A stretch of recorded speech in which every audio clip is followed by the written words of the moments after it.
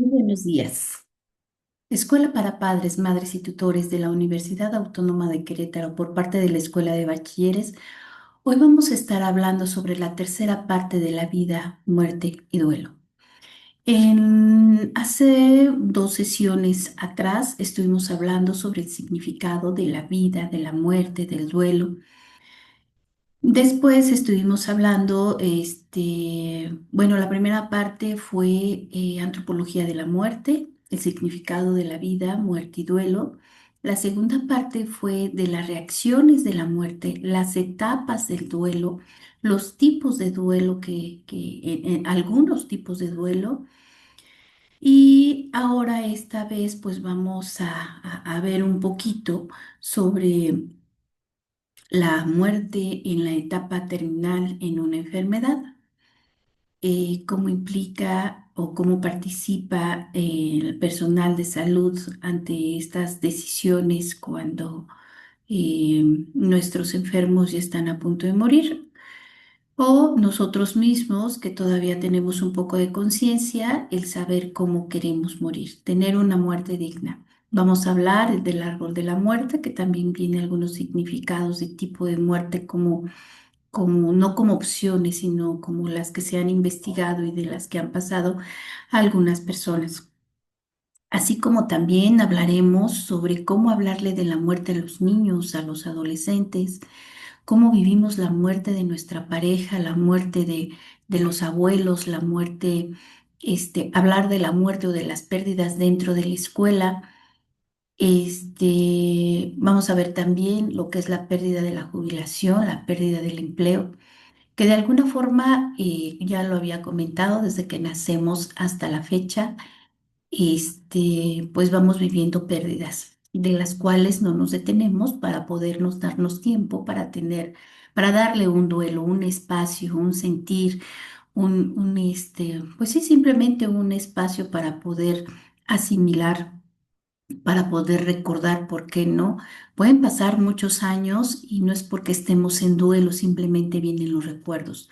Los recuerdos, ustedes saben bien que no los podemos, este, mm, pues no tanto manejar, sino dependiendo del recuerdo, si fue traumático, pues bueno, en muchas ocasiones lo que hacemos es bloquearlos, ¿no? Pero se vuelven a revivir en ciertas circunstancias de la vida, de lo que vivimos día a día, que nos pueden hacer detonar precisamente esos recuerdos y volvemos a vivir el sufrimiento o el dolor. Bien, entonces el día de hoy, 3 de julio del 2025, por parte de la Escuela para Padres, Madres y Tutores, les da la bienvenida a todos los que nos están escuchando. Recuerden, no se pierdan los dos episodios anteriores, que es continuidad de este. Este va a ser muy, como que muy práctico, ¿no? Ya no quise como darles un poco más de plática, sino quise poner en una diapositiva, pues un pequeño resumen para que se quede plasmado. Bien, yo soy Jennifer López y vamos a estar hablando, precisamente vamos a iniciar con esta parte de la muerte, sigue siendo un misterio. No todos, vuelvo a repetir, no todos vivimos tal cual lo que yo voy a estar diciendo. Algunos lo viven de diferente manera porque todas las personas somos diferentes. Todas las personas nos formamos de diferente manera en que en la transformación escolar, en la transformación de la educación en casa, en el día a día, en lo que vivimos con las personas con quien convivimos, también nos hace transformarnos en otras conductas, en otros hábitos, en otros pensamientos. Pero voy a hablar desde la generalidad en cuestión a una acción terapéutica, que es lo que yo atiendo en el consultorio. Bien, pues vamos a iniciar. La muerte sigue siendo un misterio. ¿Por qué la muerte sigue siendo un misterio? Se han hecho investigaciones y prácticas clínicas, así como el lenguaje de lo cotidiano. ¿Cuántas veces decimos nosotros con un poquito de humor, me voy a morir? No, ahora yo no voy a soportar esta situación muero de miedo, ¿no? Morirme es volver ahí. Me morí de risa. Entonces, en esta dinámica de manera muy espontánea que vivimos nosotros día a día, pronunciamos muchas palabras porque ya también son estereotipos o son costumbres, pero no le damos sentido. ¿Cuántas veces no hemos pronunciado este tipo de palabras y cuando se nos muere una persona o tenemos una pérdida, hablar de la muerte y ni siquiera mencionarla? ¿Por qué? Porque yo tengo miedo a morir, porque yo tengo mucho miedo que se mueran las personas. Entonces son temas que no se toman en serio y no se ponen sobre la mesa. Entonces yo les invito a que hagan una reflexión precisamente sobre el tema y lo pongan sobre la mesa en nuestra familia, en nuestros hijos, con nuestra pareja, hagamos una cultura precisamente del hablar del tema de la muerte, que la muerte es algo muy interesante, de verdad, desde la antropología, desde la filosofía, desde cualquier área de conocimiento, es muy bonita. Yo les invito a leer un poquito esta parte, de la muerte. Eh, a veces la muerte la relacionamos en la parte clínica en cuestión de la medicina. ¿Cuántas veces, pues llegamos a un hospital o estamos enfermos?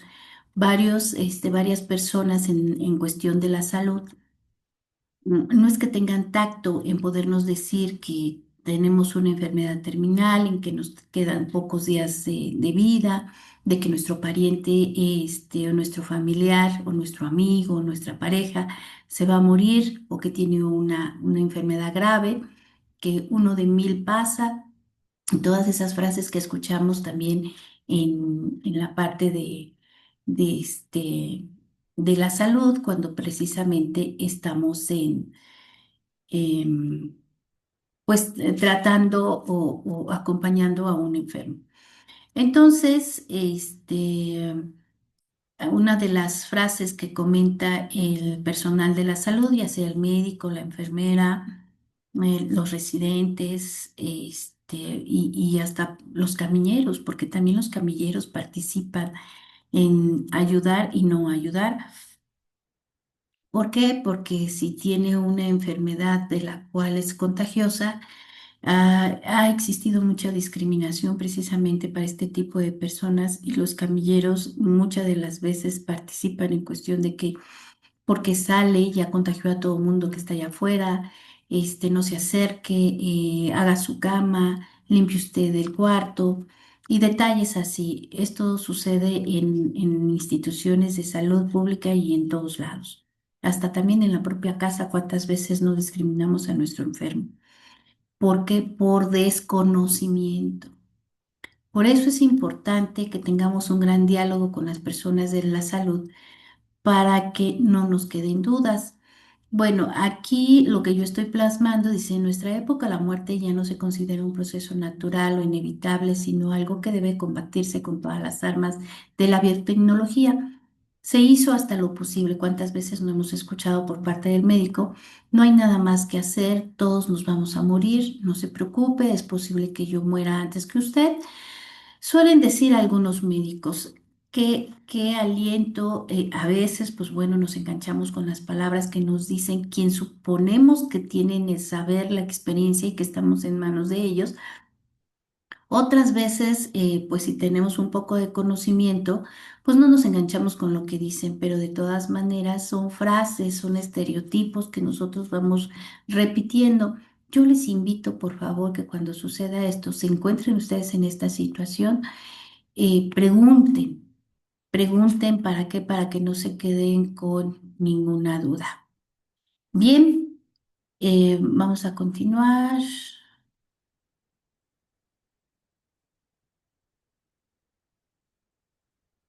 Ay, bien, a tomar decisiones. Híjole, ¿cuántas veces no nos hemos encontrado en esta situación de las cuales debemos tomar la decisión en dejar a nuestro enfermo, poderlo intubar, el darle un tratamiento que no se ha puesto y va a ser la primera vez, en darle el tratamiento pero sabemos que va a morir o que va a sufrir más, en poderle darle, pues, no sé, cualquier otro tratamiento en la creencia que nosotros tenemos, porque el que sabe es el médico. Entonces vamos a hacernos algunas preguntas. ¿Qué hacer con tanta información de la enfermedad? ¿Hasta dónde decir? ¿Qué debo decirlo? ¿En qué momento decirla? ¿A quién decirla? ¿Qué tan detallada y precisamente debe ser información para para el paciente? ¿Cómo manejar su esperable reacción emocional ante las noticias? Muchas veces nosotros como parte del acompañamiento del familiar nos quejamos del decir, es que el doctor no me dijo toda la información. El doctor solamente me dijo que ya preparara el proceso funerario. Es que el doctor me dijo que solamente es cuestión de tiempo. Es que el doctor me dijo que los tiempos de Dios son perfectos. El personal de la salud también se encuentran en una situación complicada porque puede trastocar en su sentir, en su compromiso, en su ética profesional el poderles decir a ustedes qué tanto deben de comentarles, qué tanto deben enseñarles, qué tanto pueden explicarles de la enfermedad, qué tanto pueden este, decírselo a la persona que lo acompaña o deben de ser otras personas.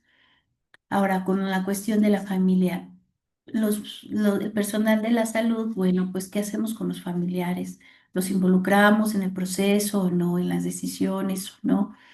Algunos de ellos o todos, la pareja, los hermanos, el papá, la mamá, ¿a quién le vamos a dar la mala noticia? ¿Quién va a participar en este proceso?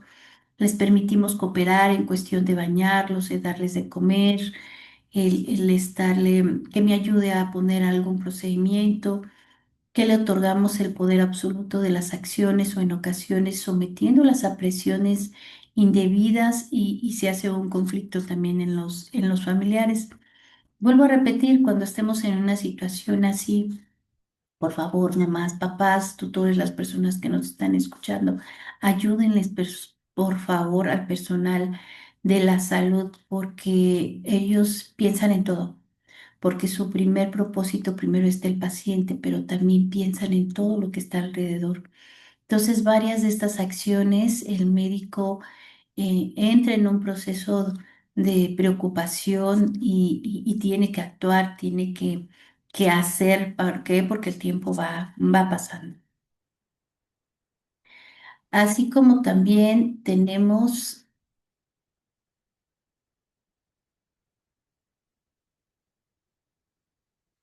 también el tomar decisiones sobre la vida y la muerte, determinaciones médicas, hacia dónde dirigir nuestro proceso médico.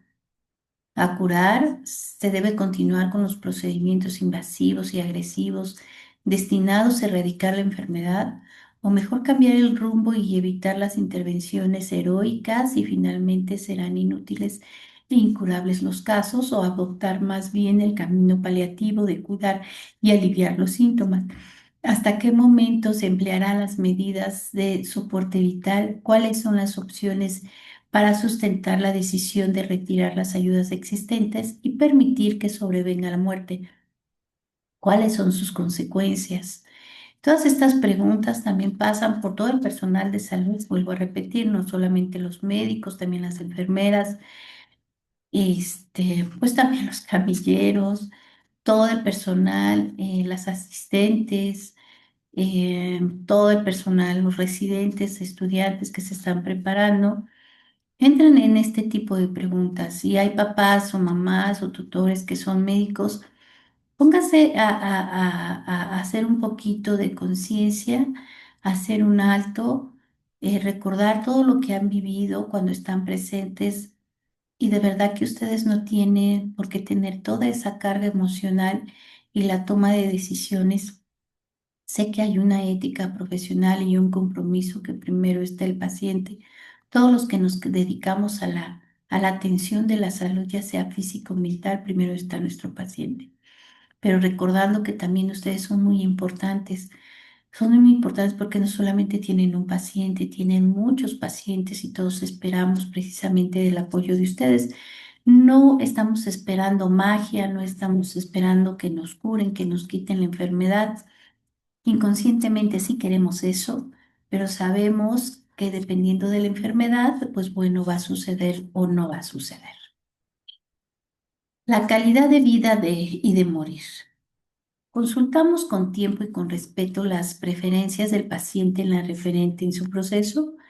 ¿Qué desea, qué no? ¿Qué es para él la vida en sentido y cuándo siente su enfermedad y le hace perder? Es prudente en nuestras conversaciones anticipar el final posible para conocer sus expectativas sobre el lugar de la muerte, la medicación y el dolor, una eventual sedación terminal, los eventos que pueden desencadenar las acciones necesarias para evitar el pánico y descontrol.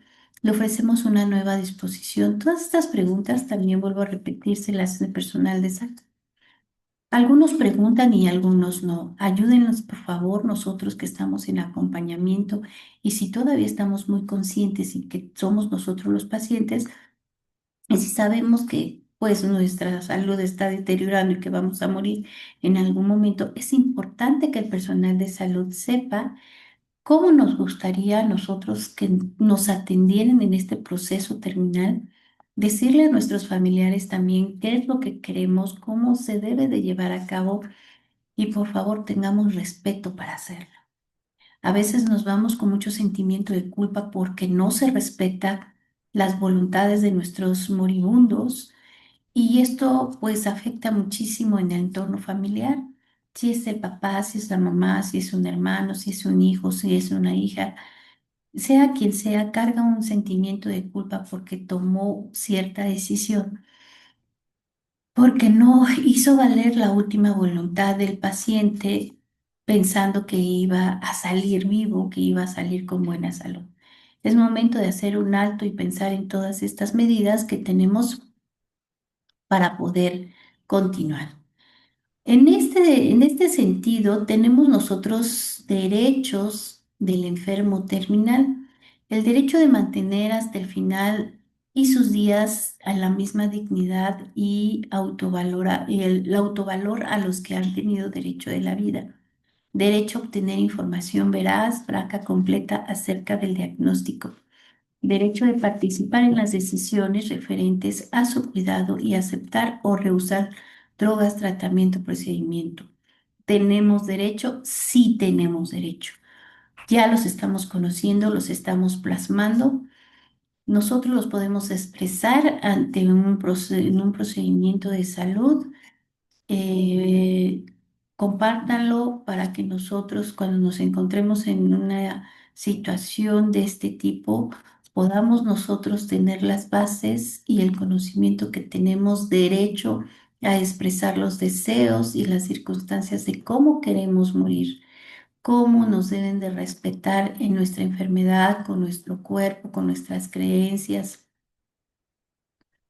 ¿Para qué? Para que sea, para que yo me pueda sentir que voy a morir tranquilo o tranquila, o también los que se quedan, que hicimos todo lo posible para que esto se lograra. Sabemos muchas veces que también en algunas instituciones de salud no llevan estos procesos de interés, no, tal vez no conozcan los derechos del enfermo terminal, no los hagan valer.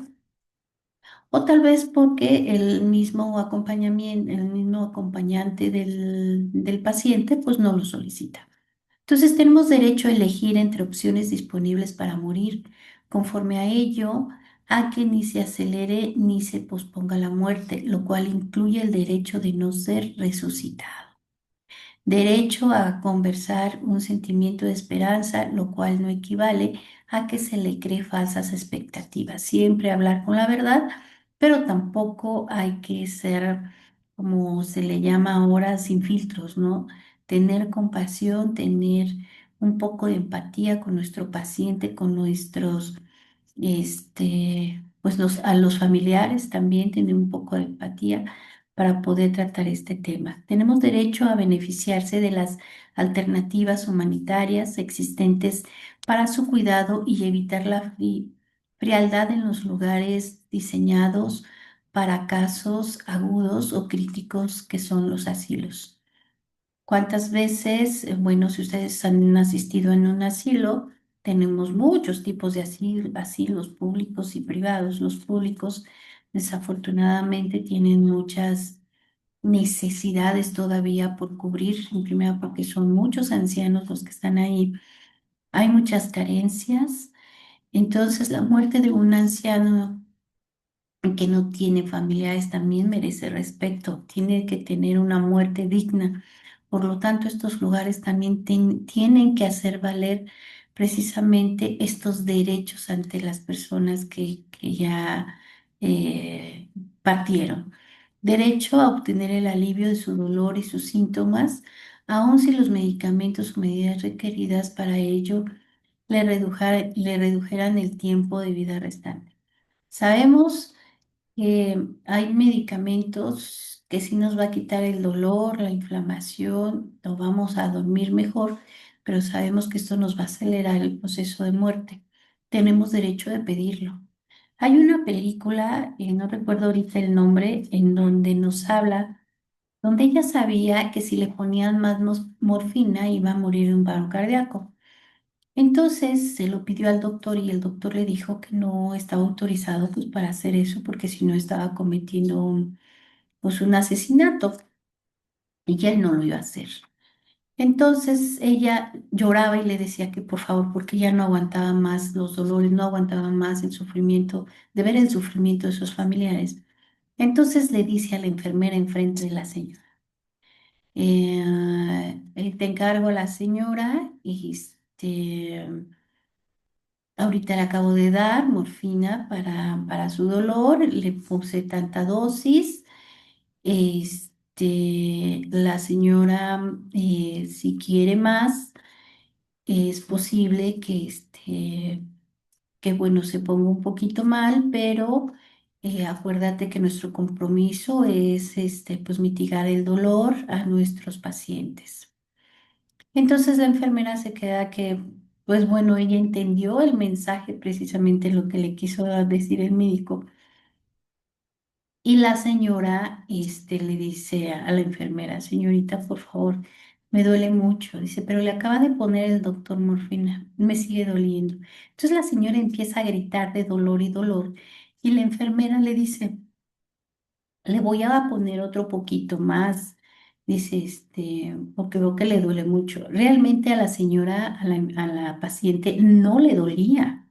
No le dolía porque ya le habían puesto la morfina suficiente, pero ella sabía que un poquito más de morfina ella iba a morir. Entonces el doctor ya se lo había dicho a la enfermera, pues total, la enfermera se la pone y pues la señora muere. La señora muere, en cuanto se le está poniendo la morfina, la señora le dice a la enfermera que muchas gracias y le da bendiciones y se despide. Este tipo de muertes tienen un nombre ahora, tienen un nombre, antes no tenían un nombre, ahora sí, con este conocimiento de la tanatología, que lo vamos a ver. Tenemos derecho a recibir apoyo psicológico para facilitar su adaptación a las fases terminales de su vida e inminencia de su muerte.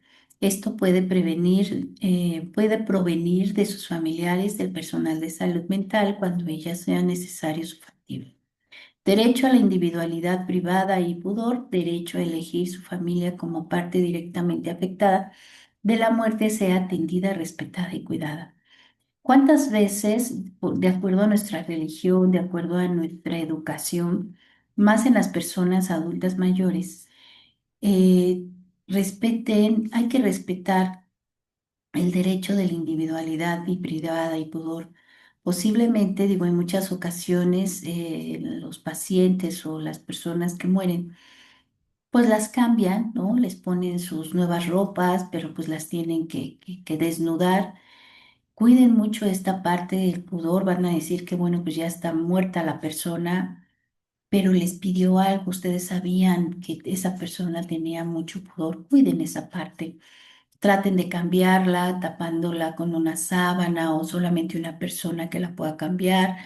Y si no la pueden cambiar, pues dejarla así, siempre y cuando esté limpia la persona, o darle un baño, o en este caso, pues bueno, ya sabemos que se preparan y en las funerarias, ¿no?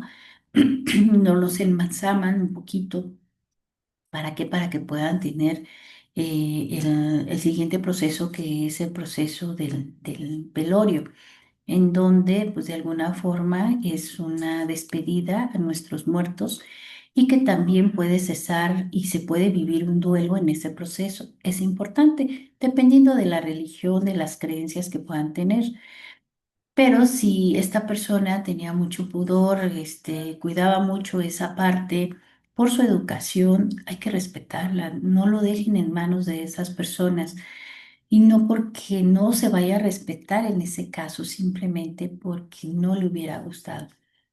Van a decir que, bueno, las personas ya cuando mueren ya están muertas y no sienten. No, creo que debemos de ponernos a leer un poquito sobre la muerte, sobre esta parte espiritual y del alma para que nos demos cuenta que no nada más es la pérdida de la mortaja, ¿no? De que ya no estamos en esta vida terrenal, sino todavía queda por mucho, por mucho, por mucho que aprender.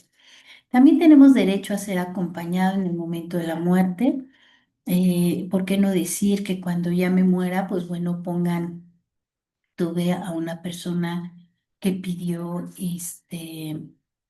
bueno, dejen compartirles que yo voy a los hospitales o a las casas para darle el buen morir a las personas. Se dice para darle el buen morir porque para eso me buscan, pero es para acompañarlos en su proceso de muerte ya que están muriendo. Estoy ahí al lado de ellos, empiezo a preguntar cuáles fueron sus últimas peticiones. A veces los encuentro un poquito conscientes y me dicen, quiero escuchar la canción, no sé, de los Beatles, ¿no? Y me dicen cuál. Pues bueno, yo se las pongo.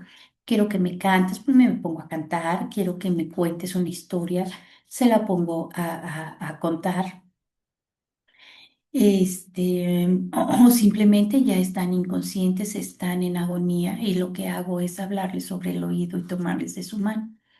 Eso es muy importante de verdad para ellos cuando están en la otra etapa, cuando están en otra vida, en la creencia de la muerte, que hay vida después de la muerte. Eso es muy maravilloso. La conexión con nuestros muertos tal vez se escuche muy impactante, pero a final de cuentas, pues vivimos con ellos, convivimos con ellos y se guardó un cariño, un respeto, se siente una energía, hay creencias, bueno, son muchas cosas, ¿no?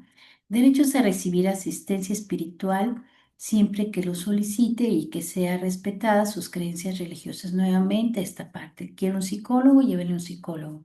A los familiares también, quiero el sacerdote, pues llevar el sacerdote. Quiero que mi santo esté al lado de mi cama, pues vamos a llevarle su santo de devoción al lado de su cama. No nos cuesta nada, son las últimas voluntades de nuestros muertos. ¿Por qué no hacerlo? Derecho a ser cuidado con personas sensibles, preparadas y conscientes del difícil momento que atraviesan y su obligación de ayudarlo en lo posible. También esa parte, no quiero decir, no me ha tocado, pero pues bueno, no está por demás recordarle a la persona que va a preparar a mi muerto o a mi muerta, que lo respete, que cuide, que le ponga esta ropa porque se veía bonita, porque se veía guapo. Que le ponga sus llaves, le ponga su reloj, le ponga sus lentes, le ponga su pluma que siempre traía, que le ponga loción. Todo eso se vale y de verdad hay una tranquilidad, una paz y es parte del duelo que nosotros vivimos con nuestras pérdidas o la muerte. Derecho a disfrutar hasta el final de la vida con buena calidad, criterio. Esto se debe prevalecer sobre la calidad de vida, el derecho a morir con dignidad. Creo que eso es lo más primordial, vivir con dignidad y también, ¿por qué no vivir con dignidad? Este es el árbol, este es el árbol que hice, en donde pongo un esquema de algunas diferentes opciones para morir o vivir el duelo. Las voy a mencionar así, como viñeta Ya después hacemos un curso sobre precisamente este esquema de opciones a morir, pero con más tranquilidad, porque es muy amplio, de verdad es muy amplio como para poder también participar y decir algún testimonio que tengan ustedes y poderlo compartir y por qué no ayudarles precisamente a vivir un duelo del cual ustedes puedan estar pasando. Tenemos la muerte natural repentina. Esta sabemos que es la súbita, que si hubiera llegado ese día. Dos, muerte natural anticipada. Difíciles en decisiones, es en la parte, en la fase terminal, como en la toma de decisiones que acabamos de ver. También tenemos muerte por homicidio. Esto pues nos causa un estrés postraumático. También tenemos la muerte accidental, es un evento repentino o súbito. Todas estas muertes que en la vive quien padece precisamente este proceso de duelo son los que nos quedamos. Entonces hay que entender un poquito el tipo de muerte que pudo tener nuestro paciente, nuestro familiar, nuestra pareja, nuestro ser querido, para que nosotros podamos entender nuestro duelo. También tenemos la eutanasia pasiva, que es interrumpir, la interrupción en diálisis, ventilación, sondas, procedimientos. Es ya no te voy a hacer la diálisis, ya no te voy a poner el ventilador, te lo voy a retirar. ¿Cuántas veces, y creo que conocemos algunos casos, eh, que pasan 10 años y están con aparatos porque ya tiene muerte cerebral y vive, sigue respirando la persona, todavía no se muere? Esa es en la creencia, en la esperanza que se tiene. Si se vale, sí se vale. ¿En qué se vale? Pues en las personas que quedan vivas y que toman la decisión. Y la decisión de este tipo no se toma solamente de una sola persona, se toma en un consenso de familiar, ya sea hijos, hijas o hermanos, que puedan determinar si ya no seguir con este proceso de eutanasia pasiva o pues darlo por terminado. Tenemos la eutanasia activa voluntaria, es el acto médico orientado en una fase terminal. Esto es legal. En algunos países ya es legal la eutanasia voluntaria y en otros no. ¿Es válido? Sí, sí es válido porque ya no queremos sufrir, ya estamos muy grandes de edad o pues el sufrimiento estamos conscientes que no nada más son de nosotros, sino también de nuestros familiares. También tenemos el suicidio asistido. El suicidio asistido son medios sugeridos que son pastillas, inyecciones letales, que es en donde me lleva precisamente a la muerte. Esto es como un acuerdo, como la película que les decía, ¿no? Tú sabes, que no debes de tomarte esto, que no debes de inyectarte tanta insulina, porque si te inyectas insulina o se te olvida que ya que te inyectaste en la mañana y te inyectaste en la noche, te puede causar un infarto. Cuando nosotros les decimos ese tipo de cosas a nuestros pacientes, precisamente son suicidios asistidos. Y no porque queramos nosotros que se muera la persona, pero la persona lo está pidiendo. Y resulta que, bueno, que no quieren someterse precisamente a un proceso de eutanasia activa voluntaria que no se lleva en el estado que están viviendo, o la eutanasia pasiva. También tenemos la distanasia y el abandono. Estos procesos son muy dolorosos, de los cuales tenemos que ser un poquito conscientes. A veces decimos, bueno, en un accidente, por ejemplo, ¿no? En un accidente que pueda estar, que tenga un accidente la persona y nosotros vamos pasando y nos tocó ver a la persona que está accidentada y se está muriendo.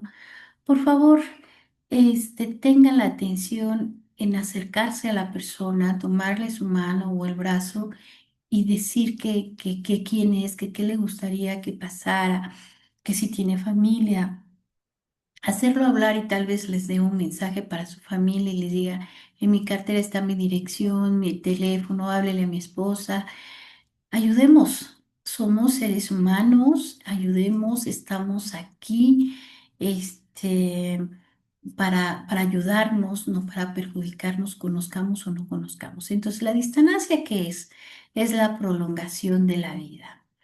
Yo sé que te vas a curar, inyéctenle más, póngale más pastillas, ya me traje pastillas de otro país, me dijeron que eran muy buenas y no acepto de verdad que la persona o mi paciente esté enfermo. O yo mismo puedo decir, es que yo puedo, es que saber de que su cuerpo ya cada vez está deteriorándose.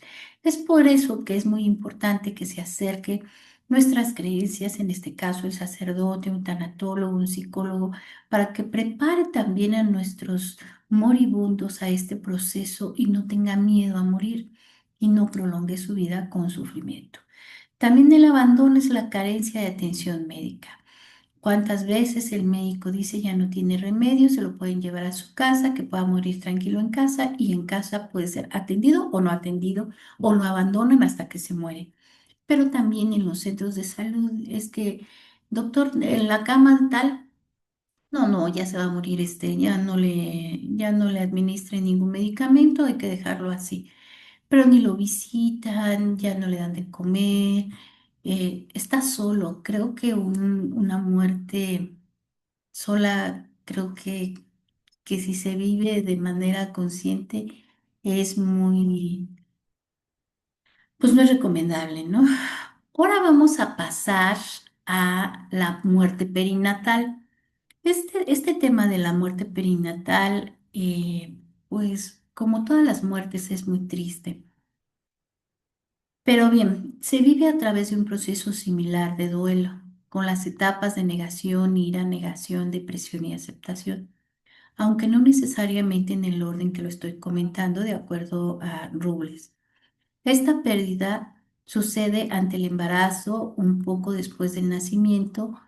Es un evento traumático que a menudo se acompaña de un duelo desautorizado donde la sociedad no siempre reconoce o valida el dolor de los padres. ¿Por qué?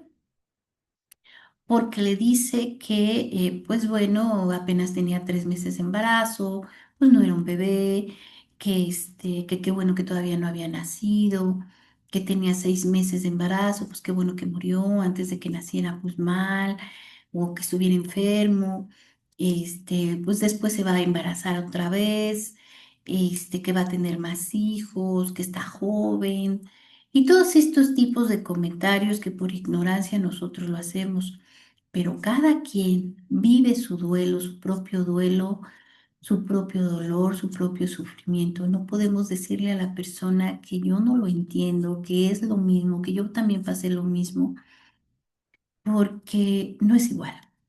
Vamos a hablar un poquito sobre estas etapas de duelo, la negación. Inicialmente puede haber incredulidad o dificultad para aceptar la pérdida como un mecanismo de defensa o dolor abrumador.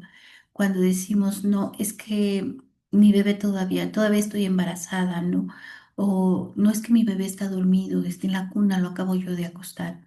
La ira puede dirigirse hacia diferentes aspectos, hacia la pérdida de sí misma, al personal médico, hacia la vida o hacia otros, que puede ser, estoy muy enojada por el médico porque si me hubiera dicho que mi hijo no iba a nacer, estoy muy enojada con mi esposo porque él si hubiera dejado de beber, de fumar, si él se hubiera cuidado, mi hijo estuviera vivo.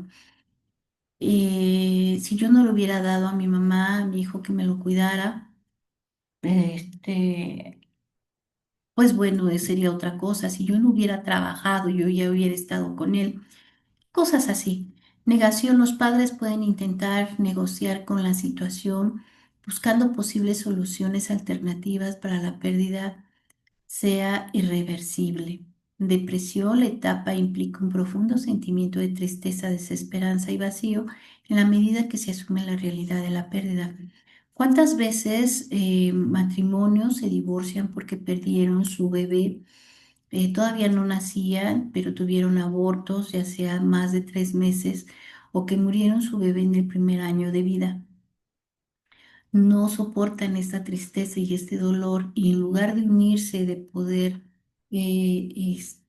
estar juntos, de llevar un proceso de acompañamiento terapéutica con psicólogo, tanatólogo, y, ¿por qué no?, también del médico, deciden separarse con ese dolor de angustia, de tristeza, y lo que hacen vivir toda su vida es precisamente una vida muy triste hasta el envejecimiento.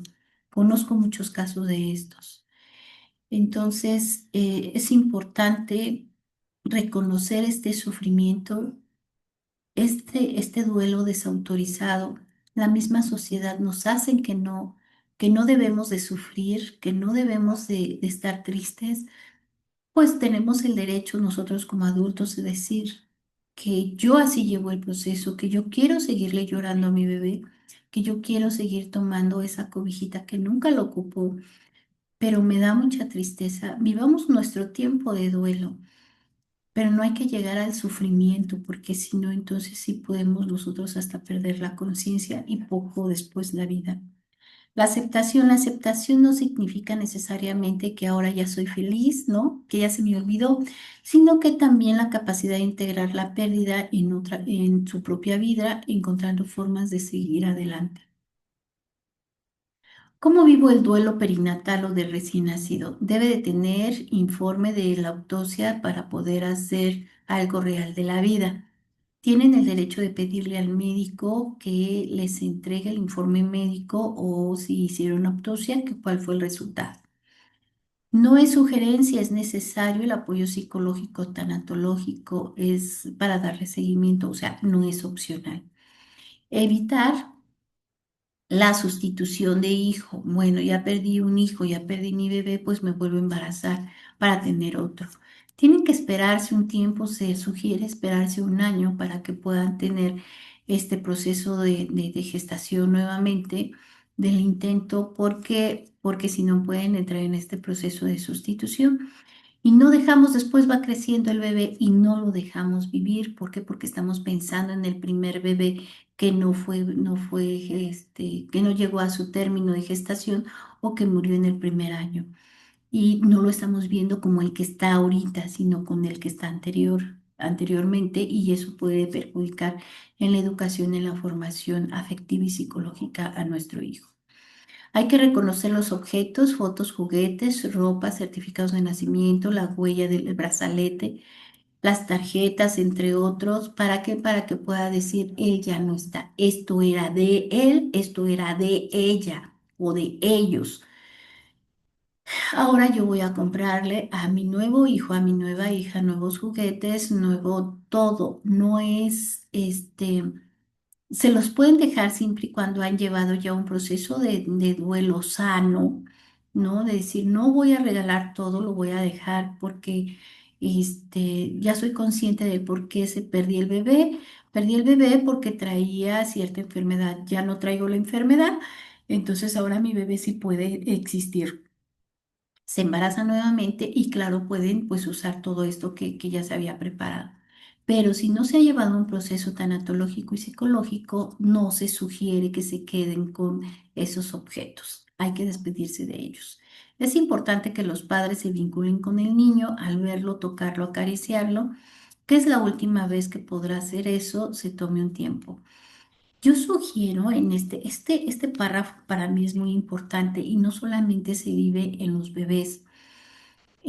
Digo, cuando es, como lo dice médicamente, cuando es un feto, por lo regular los médicos no se los dan a los papás, ellos se los llevan y pues hacen ciertos procedimientos con ellos, y nosotros no somos capaces de decir lo quiero ver. No podemos, no nos animamos a pedirlo. Primero por desconocimiento, pues ya les comento, sí lo pueden pedir, lo pueden ver, lo pueden besar, lo pueden tocar, y después si es que se lo tienen que llevar o irlo, también lo pueden solicitar para que ustedes le den su sepultura de acuerdo a sus creencias. Yo decía que este párrafo en donde podemos despedir, besarlo y demás, también funciona mucho en el duelo de las personas adultas. Tuve un caso en donde la mamá, bueno, perdió su hijo, pero fue muerte repentina. Entonces solamente se avisó, la mamá quería ir a su casa, estar en la cama donde él se encontraba, preguntando que después de la cama que le hicieron, pues lo pusieron en el piso para reanimarlo. Ella quería estar en el piso. Esa persona le dio mucha paz y mucha tranquilidad y no es un acto de una persona enfermiza simplemente porque quería estar ahí en donde su hijo la última vez está, ya que no se pudo despedir de ella. Todos esos procesos y acciones se valen, sí, siempre y cuando vaya acompañado. Solo no se sugiere porque si no, no hay sentido. En ese momento la persona no va a tener capacidad de amarse a ella misma porque se está entregando hacia el dolor y el sufrimiento de la otra persona. Entonces, la persona que lo está acompañando debe hacerle conciencia de que él o ella ya no está. No es recomendable minimizar o tratar de ser optimista para salir más pronto posible de la realidad. ¿Cuántas veces échale ganas? Pues va a venir otro hijo, te vas a volver a embarazar, eres muy joven, pues cásate con otro, divórciate, o por qué no tratas de un procedimiento in vitro,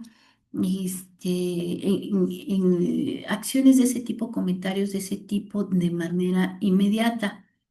Entonces, pues vamos a tratar de evitar este tipo de comentarios. Con respecto a los hermanos, pueden tomar una pérdida visible, invisible, y esto va a ser muy fuerte cuando los padres no lo aceptan o entran en un pensamiento mágico que luego lo toman a mal. Los hermanos, los hermanitos o hermanos mayores, la edad que tenga, tienen que saber que el bebé ya no está, el bebé murió por ciertas circunstancias. A los niños hay que hablarles con la verdad, no darles más explicaciones más que hablarles con la verdad. Para ello es importante trabajar con las familias, las fantasías con respecto al hijo que han perdido y que afecta esto a su autoestima. En la pareja hay que trabajar los sentimientos hacia el miedo y la culpa.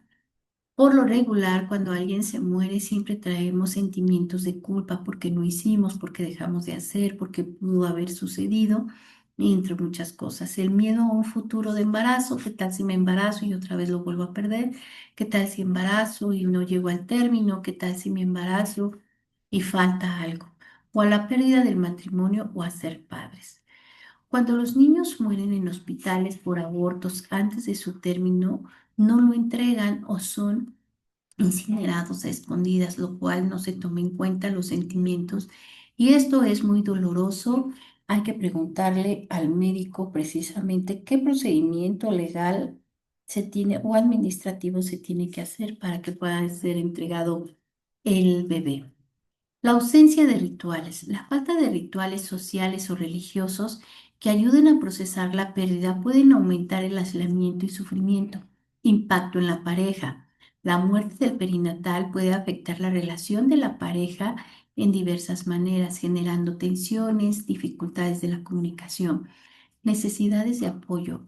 Es fundamental que los padres reciban apoyo emocional y psicológico para afrontar esta difícil experiencia. Comunicación abierta. Es importante que la pareja dialogue y exprese sus sentimientos tanto individualmente como en conjunto. Permítase sentir, es válido experimentar todas las emociones, tanto positivas o negativas, y no reprimidas. Crear rituales o despedidas. Encontrar formas de honrar en la memoria de su bebé puede ser un proceso importante. Si no se quedaron ustedes nada con el bebé, absolutamente nada, pero después quieren precisamente hacerle un ritual, es válido, con una representación de lo que ustedes quieran. Puede ser una flor, puede ser un juguete, puede ser cualquier cosa que ustedes le pongan el significado, lo intencionen, que ese va a ser un proceso o un ritual para su bebé. Bien, vamos a dejarle el día de hoy aquí en esta parte y veremos la próxima sesión cómo hablarle a los niños sobre la muerte. Ese va a ser nuestro tema para la siguiente sesión que tengamos.